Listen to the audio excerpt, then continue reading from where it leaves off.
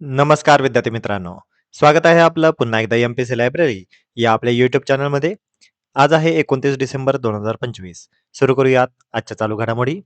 आज आपण पाहणार आहोत आकाश नेक्स्ट जनरेशन क्षेपणास्त्र समावेशनासाठी नुकतीच मंजुरी देण्यात आलेली आहे. या मिसाईलबद्दल आपण थोडक्यात माहिती पाहणार आहोत. ग्लोबल चेस लीग 2025 ही कुठे आयोजित करण्यात आलेली आहे याबद्दल माहिती पाहणार आहोत. आणि पहिली व्हीलचेअर युजर स्पेसमध्ये जाणारी पहिली महिला आता कोण ठरलेली आहे याबद्दल देखील आपण आज माहिती पाहणार आहोत. त्यामुळे या संपूर्ण महत्त्वपूर्ण चालू घडामोडी व्यवस्थितपणे समजून घेण्यासाठी व्हिडिओ शेवटपर्यंत अवश्य पहा. एकदा रिमाइंडर, आपण नुकतेच 2025 चे महत्त्वाचे पुरस्कार याविषयीचा व्हिडिओ आपल्या एम-पी-सी लायब्ररी या यूट्यूब चॅनलवर शेअर केलेला आहे. तो तुम्ही आवर्जून पहा. आगामी काळामध्ये ज्या कोणत्याही परीक्षा होणार आहेत, स्पेसिफिकली संयुक्त गट ब आणि गट क या परीक्षेसाठी अतिशय उपयुक्त असलेला हा व्हिडिओ असणार आहे. त्यामुळे हा व्हिडिओ तुम्ही सर्वांनी आवर्जून पहा आणि सर्वांपर्यंत शेअर करा. दुसरी महत्त्वाची न्यूज, पी-डी-एफ आपण आपल्या टेलिग्राम चॅनलवर शेअर केलेले आहेत. या पी-डी-एफ देखील तुम्हाला आगामी काळामध्ये ज्या कोणत्याही परीक्षा होणार आहेत त्यासाठी अतिशय महत्त्वपूर्ण असणार आहेत. त्यामुळे या पी-डी-एफ तुम्ही डाउनलोड करून प्रिंट करून तुम्ही रेग्युलर आपल्या लायब्ररीमध्ये तुम्ही वाचायला ठेवू शकता. त्यामुळे लक्षात घ्या, आपल्या टेलिग्राम चॅनल देखील इथे लिंक दिलेली आहे, ती तुम्ही जॉइन करू शकता किंवा आपल्या डिस्क्रिप्शन चॅनलमध्ये देखील या टेलिग्राम चॅनलची लिंक देण्यात आलेली आहे. आता आपण कालच्या एका प्रश्नाकडे वळूया. कालचा प्रश्न होता K4 म्हणजेच कलाम 4 या क्षेपणास्त्राची मारक क्षमता म्हणजे रेंज किती आहे? तरी या प्रश्नाचं योग्य उत्तर आहे पर्याय क्रमांक 4, 3500 किलोमीटर. अतिशय छान पद्धतीने बऱ्याच विद्यार्थ्यांचा रिस्पॉन्स कमेंटमध्ये राहिलेला आहे. तर K4 म्हणजेच कलाम 4 या क्षेपणास्त्राची मारक क्षमता ही 3500 किलोमीटर आहे आणि आपल्याला याबाबतचा प्रश्न विचारण्यात येऊ शकतो आणि अतिशय चर्चेमध्ये असलेलं हे क्षेपणास्त्र आहे. त्यामुळे आपल्याला याबद्दलची माहिती असणं आवश्यक आहे. आता आपण आजच्या चालू घडामोडीकडे वळूया. प्रश्न क्रमांक पहिला, आकाश एनजी क्षेपणास्त्र हे कोणत्या प्रकारात मोडते? तर यासाठीचे पर्याय आहेत पर्याय क्रमांक 1, सरफेस टू एअर मिसाईल, पर्याय क्रमांक 2, एअर टू एअर मिसाईल, पर्याय क्रमांक 3, सरफेस टू सरफेस मिसाईल आणि पर्याय क्रमांक 4, बॅलिस्टिक मिसाईल. तर या प्रश्नाचं योग्य उत्तर आहे पर्याय क्रमांक 1, सरफेस टू एअर मिसाईल. तर आकाश नेक्स्ट जनरेशन या क्षेपणास्त्र समावेशनासाठी नुकतीच मंजुरी देण्यात आलेली आहे. त्यामुळे आकाश नेक्स्ट जनरेशन याबद्दल आपल्याला माहिती असणं आवश्यक आहे. हे आकाश हे जे मिसाईल आहे हे सरफेस टू एअर मिसाईल आहे, म्हणजेच SAM असे त्याला म्हटले जाते. हवाई हल्ले रोखण्यासाठी मध्यम पल्ल्याची ही मोबाईल प्रणाली आहे. याची लक्ष्य कोणकोणती असू शकतात? विमाने, UAV, क्रूज मिसाईल्स आणि ड्रोन्स. यामुळे हे आकाश जे आहे हे अतिशय महत्त्वाचे आहे आणि आपल्या डिफेन्समध्ये हे अतिशय प्रमुख अशी भूमिका बजावू शकते. हे विकसित केलेले आहे DRDOने. याचं उत्पादन हे भारत डायनामिक लिमिटेड म्हणजे BDL आणि भारत इलेक्ट्रॉनिक्स लिमिटेड म्हणजे BEL याद्वारे केले जाते. याची रेंज आहे 70 ते 80 किलोमीटर. याची गती ही सुपरसॉनिक असते, म्हणजेच मॅक 2.5 ते मॅक 3 पर्यंत याची गती असणार आहे. 30 मीटर ते 20 किलोमीटरपर्यंतची लक्ष्य भेदण्याची क्षमता यामध्ये आहे. एकाच वेळी 10 लक्षांवर हल्ला करण्याची क्षमता देखील या आकाश नेक्स्ट जनरेशनमध्ये असणार आहे. DRDOने यशस्वी युजर ट्रायल पूर्ण केले असल्यामुळे याला आता समावेशनासाठी मंजुरी देखील मिळालेली आहे. पुढचा प्रश्न, ग्लोबल चेस लीग 2025 ही कुठे आयोजित करण्यात आलेली होती? तर यासाठीचे पर्याय आहेत पर्याय क्रमांक 1, दिल्ली, पर्याय क्रमांक 2, चेन्नई, पर्याय क्रमांक 3, मुंबई आणि पर्याय क्रमांक 4, कोलकाता. तर या प्रश्नाचं योग्य उत्तर आहे पर्याय क्रमांक 3, मुंबई. तर नुकतेच ग्लोबल चेस लीग 2025 ही 14 ते 23 डिसेंबर 2025 या दरम्यान रॉयल ओपेरा हाऊस मुंबई या ठिकाणी भरवण्यात आलेली होती. ग्लोबल चेस लीगची ही तिसरी आवृत्ती होती. याचे आयोजक होते tech Mahindra global chess league. पुरस्कारची रक्कम होती $1,000,000. विजेता संघ होता अल्पाईन SG पायपर्स. तर उपविजेता संघ ठरलेला आहे त्रिवेणी कॉन्टिनेंटल किंग्स. हे 2 वेळेचे माजी विजेते आहेत. तर यांना हरवून आता विजेता संघ ठरलेला आहे अल्पाईन SG पायपर्स.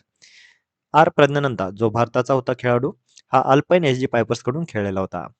ही जगातली पहिली franchise based global chess league आहे. त्यामुळे आपल्याला लक्षात असणं गरजेचं आहे की ग्लोबल चेस लीग ही कुठे भरवण्यात आलेली होती? तर आपल्या मुंबईमध्ये ही ग्लोबल चेस लीग 2025 ही भरवण्यात आलेली होती आणि विजेता संघ ठरलेला आहे अल्पाईन SG पायपर्स. पुढचा प्रश्न, पहिली व्हीलचेअर युजर स्पेसमध्ये जाणारी महिला कोण आहे? तर यासाठीचे पर्याय आहेत पर्याय क्रमांक 1, सुनीता विल्यम्स, पर्याय क्रमांक 2, मिकाएला बेंटहाऊस, पर्याय क्रमांक 3, केटी बोमन आणि पर्याय क्रमांक 4, पेगी व्हिटसन. तर या प्रश्नाचं योग्य उत्तर आहे पर्याय क्रमांक 2, मिकाएला बेंटहाऊस. तर पहिली व्हीलचेअर युजर स्पेसमध्ये जाणारी ठरलेली आहे मिकाएला बेंटहाऊस. तिचं वय आहे 33 वर्ष. ती मूळची जर्मनीची आहे. ब्ल्यू ओरिजिनच्या स्पेस टुरिझम कंपनीतर्फे त्या जाण्यात येणार आहेत. त्यांच्या रॉकेटचं नाव आहे न्यू शेफर्ड सबऑर्टिकल फ्लाइट. कालावधी असणार आहे सुमारे 11 मिनिटे. दिनांक 20 डिसेंबर 2025 या दिवशी ही फ्लाइट गेलेली होती. त्यामुळे लक्षात घ्या, पहिली व्हीलचेअर युजर कोण आहे? तर मिकाएला बेंटहाऊस ही आता स्पेसमध्ये गेलेली आहे. पुढचा प्रश्न, केंद्रशासित प्रदेशामध्ये पहिले जेन झी पोस्ट ऑफिस हे कुठे आहे? तर यासाठीचे पर्याय आहेत पर्याय क्रमांक 1 दिल्ली, पर्याय क्रमांक 2 लडाख, पर्याय क्रमांक 3 पुदुच्चेरी आणि पर्याय क्रमांक 4 जम्मू आणि काश्मीर. तर या प्रश्नाचे योग्य उत्तर आहे पर्याय क्रमांक 4 जम्मू आणि काश्मीर. तर केंद्रशासित प्रदेशातील पहिले जेन झी पोस्ट ऑफिस याचं उद्घाटन नुकतंच करण्यात आलेलं आहे. हे उद्घाटन जम्मू काश्मीरमध्ये 17 डिसेंबर 2025 या दिवशी करण्यात आले. एम्स विजयपूर जम्मू कॅम्पसमध्ये हे जेनझी पोस्ट ऑफिस उघडण्यात आलेलं आहे. हे भारतातील पहिलं एम्स आहे जिथे असे जेनझी पोस्ट ऑफिस असणार आहे. सोपं काम, पेपरलेस आणि युवकांना आवडेल असे त्यांचे डिझाईन या पोस्ट ऑफिसमध्ये आहे. लक्षात घ्या, भारतातील पहिले जेनझी पोस्ट ऑफिस हे IIT दिल्ली या ठिकाणी आहे. हौस खास पोस्ट ऑफिस या कॅम्पसवर आहे ते. परंतु केंद्रशासित प्रदेशातील पहिले जेनझी पोस्ट ऑफिस मात्र हे जम्मू काश्मीरमध्ये आहे. आपल्याला या ठिकाणी कन्फ्युजन होऊ शकतं, त्यामुळे लक्षात घ्या, भारतातील पहिले Gen Z post office IIT Delhi, परंतु केंद्रशासित प्रदेशातील पहिले जेनझी पोस्ट ऑफिस हे जम्मू काश्मीरमध्ये आहे. पुढचा प्रश्न, पहिल्या खेलो इंडिया ट्रायबल गेम्सचा शुभंकर हा कोण आहे? तर यासाठीचे पर्याय आहेत पर्याय क्रमांक 1 मोरवीर, पर्याय क्रमांक 2 वनराज, पर्याय क्रमांक 3 आदिवीर आणि पर्याय क्रमांक 4 गिरीश. तर या प्रश्नाचे योग्य उत्तर आहे पर्याय क्रमांक 1 मोरवीर. तर पहिल्या खेलो इंडिया ट्रायबल गेम्सचा शुभंकर नुकताच जाहीर करण्यात आलेला आहे आणि या शुभंकरचे नाव आहे मोरवीर. याचे अनावरण 23 डिसेंबर 2025 या दिवशी करण्यात आलेले आहे. शुभंकरचं नाव आहे मोरवीर. मोरवीर म्हणजे मोर हा छत्तीसगडमध्ये मेरा किंवा हमारा असा अर्थ त्याचा होतो आणि वीर म्हणजे हिम्मत. तर मेरी हिम्मत किंवा हमारा हिम्मत अशा पद्धतीचा याचा अर्थ होतो. या खेलो इंडिया ट्रायबल गेमची ही पहिलीच आवृत्ती आहे, त्यामुळे हे आपल्याला विशेष अंगाने आपल्याला माहिती असणं गरजेचं आहे.